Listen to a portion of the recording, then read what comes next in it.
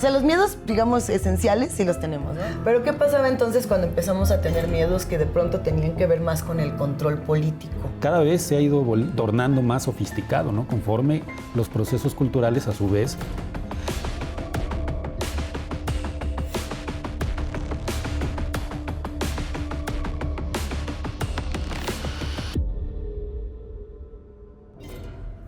No nos movimos del asiento, no nos cambiamos de ropa, no nos bañamos, no nos dormimos, nos quedamos aquí en Enemigos Invisibles, desmontando conspiraciones. Rodrigo de la Vega, Luisa Iglesias, para platicarles un poquito de este mapa del terror, segunda parte, donde nos habíamos quedado en el zombie como la deuda, pero no sé bien a bien qué. A ver, vamos por partes. En el episodio anterior, sí, nos echamos el mapa con Latinoamérica, con Europa y con Estados Unidos. Un cachito de Estados Unidos. Un mini. Nos falta, nomás por ir diciendo, nos falta Japón, Rusia, Medio Oriente, nos falta Oceanía, nos faltan un montón de lugares. Entonces, hasta donde lleguemos. Y si hay que hacer tercero, te quedas a tercero. Vale. Ya está. Bueno, a ver, el zombie, que estábamos en Estados Unidos con la última partecita. Bueno, les comentaba, ¿no? El zombie nace de la mente de un cineasta, George A. Romero, que hizo esta película de La Noche de los Muertos Vivientes, si mal no recuerdo, 1967, 1968. Una de las películas más redituables, se hizo con muy poco dinero, ganó un montón, ¿no? Tuvo ganancias y se convirtió en un clásico y en una película de culto. ¿Qué estaba ocurriendo, no? En ese momento en Estados Unidos lo que estaba ocurriendo en términos económicos era que la banca estadounidense estaba instrumentalizando algo que ahora es muy común, ¿no? Muy común para nosotros, que es la herramienta del crédito, ¿no? Yo tengo mi tarjeta de crédito y puedo comprar y después ir pagando en mensualidades, ¿no? No lo haga, compadre. No lo haga, evítelo, con cuidado. Así. Pero bueno, eso, así funciona el instrumento. Ajá. La gente común y corriente, a diferencia de lo que ocurría antes, empezó a tener acceso al crédito. Justamente, ¿por qué? Porque Estados Unidos rompió con algo que había tenido como regla económica, particularmente a partir de la Segunda Guerra Mundial, que era que por cada dólar que tenía cualquier persona en el mundo, Estados Unidos se comprometía a que tenía esa cantidad de oro ahí en una bóveda, en algún lugar. Justamente se rompe, por ahí de 1968, se rompe eso y empieza a existir esto que ahora se ve como una realidad en Estados Unidos, que es la gigantesca deuda, el endeudamiento de los Estados Unidos, ¿no? Pero en ese momento, antes de eso, uno para tener un préstamo de un banco, pues el banco decía, ¿tú quién eres? No, pues yo soy Rodrigo de la Vega. No te conozco, no te doy crédito. A partir de ese momento empieza a modificarse eso y la gente común y corriente empieza a tener esa capacidad de tener crédito. Mi interpretación de los zombies, ojo, no de que lo haya creado así con eso en mente George Romero, sino de el impacto cultural que tiene la figura del zombie, creo que tiene que ver con la relación de cómo la población va asimilando el terror de tener una deuda. O sea, de que la deuda te persigue. ¿Por qué? En economía, ¿no? En el marxismo se dice, por ejemplo, que la mayoría del trabajo, hay dos formas de trabajo, se dice, ¿no? El trabajo vivo y el trabajo muerto. El trabajo muerto es el trabajo que ya está cristalizado en las cosas que compramos, que consumimos, en este edificio, en esta mesa, ¿no? Es trabajo, alguien lo hizo, pero ya es un trabajo muerto, es un trabajo pasado, ya quedó ahí. Y el trabajo vivo es pues, la chamba que hacemos nosotros como cuerpos vivos, pues para comer, ¿no? Entonces, el trabajo muerto, si se dan cuenta, la deuda lo que significa es que ese trabajo muerto te persigue. Es algo que ya consumiste, algo que ya usaste y sin embargo te está persiguiendo en términos de esta deuda monetaria que tienes con un banco. O sea, si lo ves así, dígame. Podría ser como la película de It Follows. Si la viste, que es como que van caminando muy despacio detrás de ti. O sea, que es como un poco esa metáfora del zombie. Del más zombie, con jóvenes, un poco. más con despertar sexual y con otras cosas. Pero puede ir por ahí. O sea, está interesante. Nunca habría pensado que el zombie representaba la deuda, aunque el zombie te come el cerebro. Te come, ¿no? O sea, bueno, te quita la capacidad de pensar en otra cosa, pero además, si se dan cuenta, conforme ha evolucionado el mundo y este rollo de los zombies, que está plagado de otras cosas, esto que decías, ¿no? El rollo survival, ¿no? O sea, como el apocalipsis zombie, existen distintas obras, ¿no? Como por ejemplo está esta película de Brad Pitt que se llama, creo que Guerra Mundial Z, que además Z, ¿no? hace toda la alegoría de los migrantes. Exactamente, y además ya el zombie ahí ya no es lento, ya no es torpe, son súper ágiles, están como endemoniados y además son millones, es decir, es una deuda como mucho más preocupante, que es reflejo también de la situación que está viviendo de nuevo Estados Unidos, un estado hiperendeudado, Así donde, es. o sea, creo que son 40 Aquí te trillones tengo de el dólares. dato. Está brutal, si no me equivoco, son 39... 39.5 trillones de dólares, o sea, un mundo de dinero que Estados Unidos le debe al mundo, ¿no? A ver, son 39 billones de dólares a principios de Trillones. trillones, Sí. situándose en niveles históricos superiores al 120% de su Producto Correcto. Interno Sí. Bruto. Bueno, billones mexicanos, trillones gringos, ves Ajá. que hay una diferencia ahí, pero sí. De nuevo, los monstruos responden a su tiempo, ¿no? O sea, Que la figura del zombie puede ir cambiando de significado. Claro, Eso sí claro, lo puedo claro, decir. claro. Y también de latitud. Pero, a ver, espérate. Estás hablando de miedos colectivos y es momento de irnos a Japón. venga. A ver, el resto del mundo le tiene miedo a fantasmas, le tiene miedo a, ¿qué les gusta? Aliens, zombies, diablos, exorcismos. Y Japón dijo, nosotros vamos a entrarle a la catástrofe colectiva y nosotros sí sabemos cómo hacerlo. Además de que Japón se especializa en hacer películas y libros y un montón de productos artísticos de terror relacionados con pelos que salen de las coladeras y con espirales y con esta pérdida del cuerpo muy al estilo de Uzumaki, de Junji Ito y de Ajá. muchas de estas cosas, ¿ok? Además de eso, lo que permeó principalmente en Japón fue el terror de la gran escala. Los mutantes genéticos, los monstruos gigantescos que vienen, por supuesto, de las catástrofes de la Segunda Guerra Mundial. Después de Hiroshima y Nagasaki, por supuesto que Godzilla, ¿qué otra criatura te gusta? Mothra, Kaijus y demás fueron los principales ejes del terror. ¿Por qué? Porque era el monstruo gigante que había nacido de un trauma atómico. Es Sí, una sí. sociedad atómica Es como tal. digamos, es la única sociedad que ha sufrido, ¿no? La laceración de lo que significa la bomba atómica, ¿no? Y esa es la razón por la cual también nosotros tenemos un montón de anime y un montón de productos donde tenemos este tipo de deformaciones y este como boom del horror corporal muy al estilo de Akira, Sí, ¿no? sí, Y de sí. un montón de cyberpunk como Alita Battle Angel y todos estos momentos donde yo podía tener las manos así y de pronto empezaban a salirme pedazos de árboles y ramas y sangre y demás. ¿Por qué? Porque lo que estábamos viendo era una sociedad que había perdido todo. Otros que podrían haber tenido un horror similar fueron los de Chernobyl. O sea, pensando en catástrofes sí, sí. de esa magnitud, Y no lo crearon artísticamente de esa manera. tiene que ver con su religión. Claro. Y eso es algo de lo que muchas veces, digamos, la distancia que tenemos respecto de las cosas que vemos y observamos que provenientes de Japón no tiene nada más que ver con lo extraña que es para nosotros, por ejemplo, su escritura, sino también muchas veces nos preguntamos, puta, ¿a quién se le ocurrió o cómo se les ocurrió eso? ¿no? Sí. Son cosas que parecen totalmente marcianas a veces. Y tienen que ver muchas veces con el plano religioso desde el cual se desarrolla su cultura, que es el sintoísmo, ¿no? Y el sintoísmo es básicamente una especie de animismo, es decir, la creencia de que los objetos, en la medida en que nosotros compartimos Así con es. ellos nuestro tiempo, nuestro espacio, los queremos, los cuidamos, les estamos otorgando o estamos dándoles una especie de alma, ¿no? Por eso, por ejemplo, el apego que un japonés puede tener con un Tamagotchi es muy distinto al apego que un latinoamericano tiene con el Tamagotchi. Al latinoamericano lo puede ocurrir, sí, qué cotorro, ¿no? ¡Ah, se me murió! Pero se Ja, me ja, murió, ja, jajaja. no, se me volvió En a Japón no. morir, güey. En Japón no, ¿por qué? Porque hay una creencia, un plano cultural donde es posible que ese Tamagotchi tenga vida, o sea, tenga esos componentes de vida. Sea un ánima, ajá. Sea un ánima, ¿no? Y eso es algo mágico, ¿no? Es algo que si Bueno. vemos, tomando esto en cuenta, vemos, por ejemplo, las películas del estudio Ghibli, se nos asoma, ¿no? Cierta racionalidad que muchas veces nos es ajena, ¿no? Los bosques tienen espíritus, ¿no? ¿Por qué? Porque los bosques son seres vivos y esos espíritus toman ciertas formas. Hay en algunos momentos de la animación de Ghibli, digamos, reflejos de ciertas monstruosidades, ¿no? Así es. Como en La Princesa Mononoke. Ay, me encanta. Una maravilla de animación, pero en efecto, o sea, Japón tiene ese plano cultural. Pero mira, ahí hay algo interesante, por ejemplo, y tiene que ver con cómo ha evolucionado la postura política de Japón a través del arte. Es de los países que más lo han hecho. Miyazaki fue uno de los creadores que más hablaba de causas ambientalistas y de causas políticas en su cine, en su anime.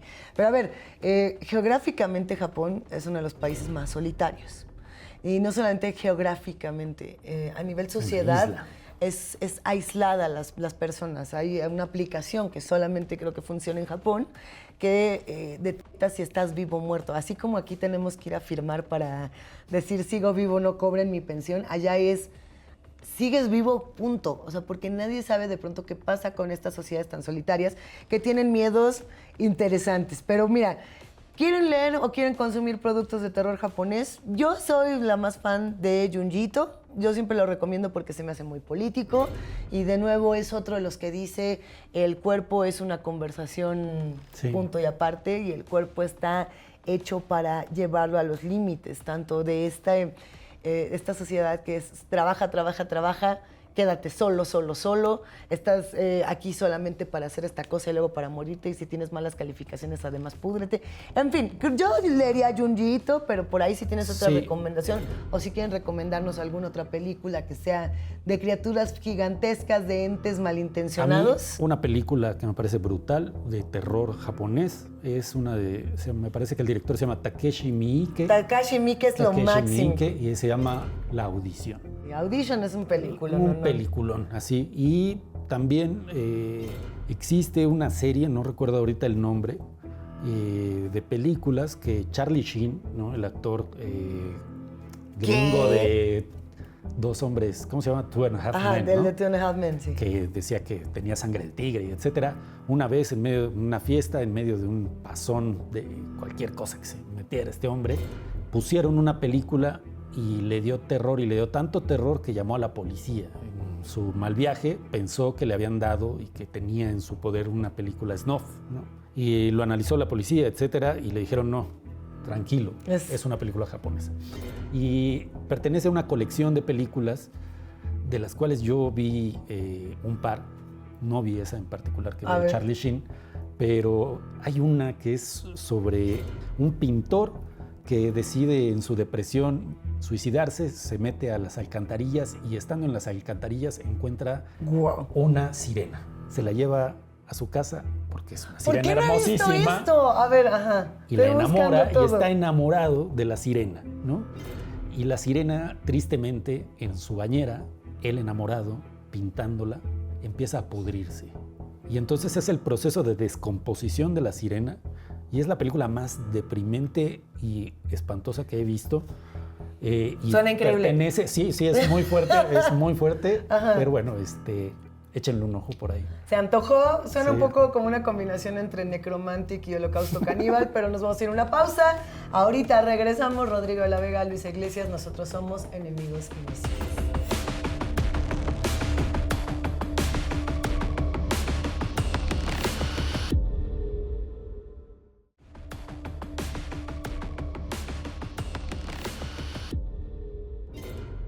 Bienvenidos de vuelta, esto es Enemigos Invisibles. Estábamos aquí platicando sobre el terror japonés. Les platicábamos de una serie de películas espantó a Charlie Sheen. Que espantaron a Charlie Sheen. Si lo quiere ver, si lo quiere buscar bajo su propio riesgo, se llama Guinea Pig, la serie. Hay por lo menos 5 o 6 películas de esta serie y sí, están impactantes. Es que estoy buscando cuáles eran las que veía yo de adolescente, pero creo que eso da para otro episodio y nos queda muy poco tiempo y tenemos Apurémonos. 3 regiones más, ¿ok? Entonces, nos vamos a ir un poco de volada, pero no quisiera porque aquí hay un montón de cosas increíbles. Venga. Tú elige, ahí te va, Medio Oriente, Rusia o África. ¿Con cuál quieres empezar? Medio Oriente. Medio Oriente, porque además es donde está ocurriendo todo el conflicto en este momento. En el mundo árabe, en Medio Oriente como tal, el terror no tiene una forma física fija, ¿no? Que creo que eso es algo interesante, porque tiene su propia voluntad. Mientras que en Occidente el miedo es que te ataquen o que te brinquen, en estas regiones pues radica lo que te observa y lo que te vigila desde lo más íntimo. En el centro de todas las pesadillas están los jinn. Los jinn son los genios, son esta suerte de seres que son creados de fuego sin humo, que habitan en una dimensión paralela a la nuestra y que no son fantasmas de muertos. Es lo que dicen, tal cual, sino una raza distinta que reclama su propio espacio, que juegan con las personas, que manipulan y que también te ponen a prueba. Entonces, Turquía, por ejemplo, se ha convertido en una potencia exportadora de este género, tiene un montón de franquicias, Daves y Chin han acumulado, ¿qué te gusta?, más de 350 millones de reproducciones en plataformas de streaming a nivel mundial. No, los turcos son la bomba, ¿no? Exacto. En ese sentido, tienen todo. El 75% de la población, 75%, reconocen creer en la existencia o en la influencia de los jinn en la vida diaria. Entonces, no es una superstición, ya es verdaderamente pues, un tema religioso profundo. La lectura política que se le ha dado a esto, que a mí me parece complicada, pero interesante a la vez, es la de la vigilancia espiritual. Órale. O sea, como Medio Oriente tiene un nivel de vigilancia, y no quiero usar la palabra dogma, pero sí como de restricciones importantes, que creo que las hemos visto además reflejadas en los últimos conflictos internacionales. No me refiero solamente a la guerra que está ocurriendo actualmente, sino a muchas otras cosas que tenemos en puerta. Y llama muchísimo la atención. O sea, lo que dicen precisamente los que analizan el horror de Medio Oriente es que estas historias están reforzando la idea de que nunca estás solo. Sí. Y como nunca estás solo, entonces nada es privado. O sea, es como la privacidad no existe. Claro. En el plano religioso de todos los países, bueno, todas las culturas musulmanas, ¿no? La UMA, la comunidad de creyentes, está un plano de existencia donde básicamente tú aceptas que Alá te está mirando todo el tiempo, pues, ¿no? O sea, Alá lo sabe todo. Es un poco muy parecido, o bueno, no muy parecido, tienen la misma raíz, ¿no? Que el judio-cristianismo, ¿no? Pero me parece que sí hay una interiorización mucho mayor de esa observancia, ¿no? De esa observancia de lo divino en las cosas más íntimas, ¿no? Ahora, vamos a tener que ver qué es lo que va a pasar a partir de este momento con el horror en Medio Oriente. O sea, nada más plantearlo rapidísimo. A partir... ¿Qué pasó? Dilo. Hay algo bonito que creo que vale la pena. O sea, es reflejo, el hecho de que haya esta interiorización, lo que nos refleja es algo que muchas veces no alcanzamos a entender porque nacemos y nos formamos en una cultura que nos dice que tenemos una interioridad. Pero esa interioridad es algo que se ha ido construyendo culturalmente desde hace miles de años y que se puede tener se puede ir rastreando, ¿no? Los orígenes de esa interioridad.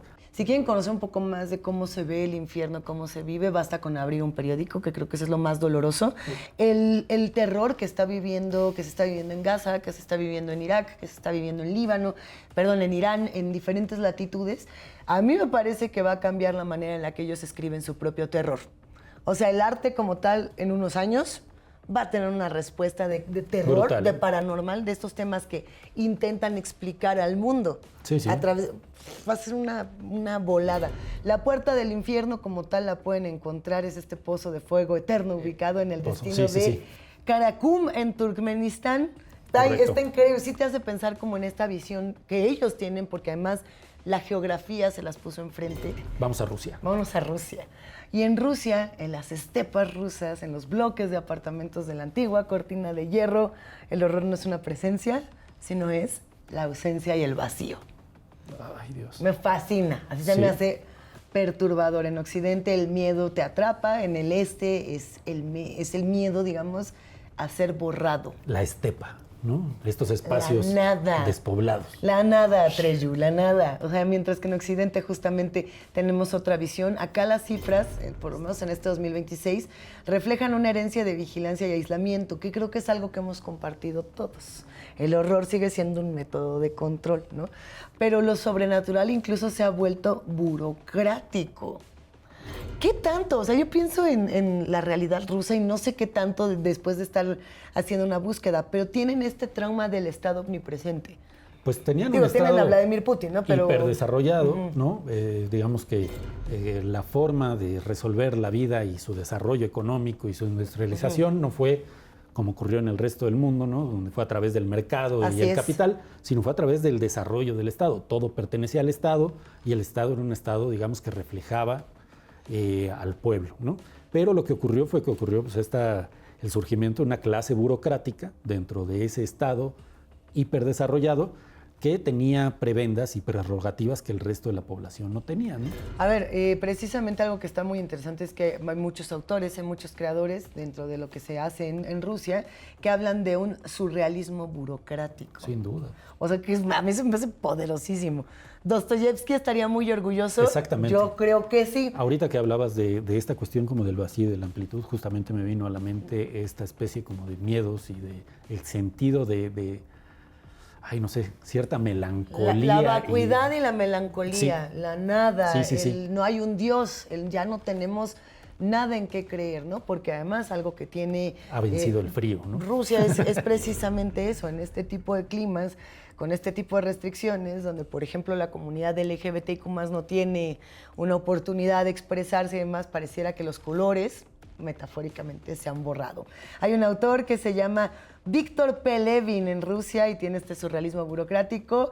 Léanlo, por favor, les va a gustar. Tiene un vacío ideológico y manipulación que no tiene precio. Habla mucho de los archivos olvidados de la KGB. Entonces creo que por ahí, hablando de espionaje y hablando de soledad. Cementerios malditos no hay en África. Hay zombies, eso sí. Sí, ¿no? Pero Hay cementerios esta malditos no cuestión. hay. No tenemos, ¿qué otra cosa hemos mencionado ahorita? No tenemos invasiones, no tenemos vacío ni vacuidad, porque de hecho África es un lugar rico y vasto, Pletórico. pero tenemos una colectividad totalmente despechada y totalmente precarizada. Sí. O sea, la precarización que se vive en varios sectores de África ha llegado a los límites. Entonces, en ese territorio de la desigualdad, una de las mayores pesadillas ha sido la brujería. La brujería no es precisamente, me dan miedo las brujas, me dan miedo los brujos, no es, me da miedo el control del rebelde. La brujería es una metáfora hecha y derecha de la rebeldía, y quienes tienen estos miedos no son las personas de los pueblos, no somos nosotros, son los ricos de Sudáfrica, blancos que están metidos en sus casas gigantes de personas muy adineradas, como los The Antwoord, por ejemplo. ¿Te acuerdas de esta banda? Que me gustaba hasta que me enteré que eran unos rufiancitos. Unos rufianes. De sí, ese club de exactamente. pedófilos, decían por ahí, que Sí. precisamente adoptaban niños africanos, les decían a los papás que les iban a dar mejor vida y al final no era cierto. Al final abusaban de ellos y los exponían con estas deformidades en sus videos, ¿no? Sí. The Antwoord fue un ejemplo muy interesante de cómo explorar el nuevo terror en África, que venía precisamente de eso. Cuando se hablaba de vudú, cuando se hablaba de religión, cuando se hablaba de santería, cuando se hablaba de todas estas cosas, era tú tienes este poder, chico blanco, pero nosotros seguimos siendo la base y nosotros seguimos siendo los que tienen el dominio, y si no lo hacemos por la buena, lo hacemos por la mala, porque la tierra nos acompaña. Es un lugar donde la tierra, donde lo físico, donde lo palpable le pertenece a la gente. O sea, es como, de lo poco que tengo, esto es lo mío. Ahora, Sí. hay un montón de cosas en África, Sí. porque también hay terror. Ahorita te digo, bueno, te dejo porque hay una cosa interesante con las momias. No, yo en creo África. que no es nada más la cuestión como de la blanquitud, ¿no? Y el peso de lo blanco en África, ¿no? En las múltiples culturas Así africanas, sino también el papel que han jugado, ¿no? La gente que tiene, digamos, ciertos poderes, ciertos cacicazgos que pertenecen a esos pueblos en África sobre su propio pueblo. Algo muy interesante dentro de, digamos, de la historia económica de África es que la explotación, la expoliación de muchos de los recursos no se ha realizado tal cual por conquistadores blancos que se adentren al territorio africano y extraigan desde allá, digamos, esclavos o bienes materiales, ¿no? Muchas veces lo que hacían y lo que ocurría, y la lógica era una lógica de los puertos, ¿no? Los comerciantes blancos llegaban a puertos y comerciantes negros, pues africanos, vendían, ¿no? Vendían a captivos, gente captiva que tenían, y eran ellos esclavistas. Pero tuvimos ¿no? dos eventos de genocidio fundamentales en África. Estamos hablando del genocidio del Congo, que además tuvo Terrible. 2 etapas. Una fue, y es lo que estaba ahorita buscándote, lo del régimen de terror del rey Leopoldo II de Bélgica. Sí, sí. Y luego precisamente fue la Segunda Guerra del Congo, que esto ya fue a finales de los reciente. años 90. Sí, sí, sí. O sea, estamos hablando de que es un lugar donde este tipo de explotación, de esclavitud, de racismo, de marginación, de denigrar a los pueblos, no paró. O sea, no es como en otros lugares donde dicen aprendimos de la historia y resarcimos el daño. Bueno, pon tú que sí, por lo menos lo reconocieron. Se repite un poco la historia, ¿no? Hay un autor que se llama Frantz Fanon que hizo era argelino, y hizo múltiples reflexiones sobre justamente la cuestión de raza y opresión colonial, ¿no? Ajá. Es el creador del pensamiento decolonial, y lo que hace es justamente decirle a sus hermanos africanos: tenemos que quitarnos de encima no solamente el peso del yugo, ¿no? Económico, militar de los europeos, sino también la idea, el gusanito que tenemos como africanos de querer ser blancos o de querer estar en la posición del blanco, porque eso es la continuidad de la pesadilla, ¿no? Y o sea, es que esa es la parte doble, ¿no? O sea, que no es nada más este esclavista que llega de fuera, sino también el propio esclavista local, la propia ruindad local que se reproduce, ¿no? Y que se mantiene. Pero, o sea, por ejemplo, orden social. Tenías demonios, ¿no? Como Popobawa, que era de Tanzania. Tenías a Imwiri, que era centroafricano. Tenías a Eukensu, que era de la cosmovisión Igbo. Y al final del día todo esto era parte de la demonización colonial. Porque cuando llegaron los colonizadores, intentaron interpretar las religiones africanas y dijeron, estos se ven malos, han de ser diablos. Y ese miedo sigue, y es un miedo blanco hacia los pueblos que realmente son los dueños del territorio. Ya nos vamos. ¿Tercera parte o qué? Pues, Rodrigo, ¿qué nos falta? eres fabuloso. Hay que volvernos a encontrar en los episodios Veamos. que tú quieras. Muchas gracias. Aquí es tu casita. Muchas gracias. Pidan a Rodrigo de la Vega. Yo soy Luisa Iglesias y nosotras y nosotros somos Enemigos Invisibles. Nos vemos en TV Migrante.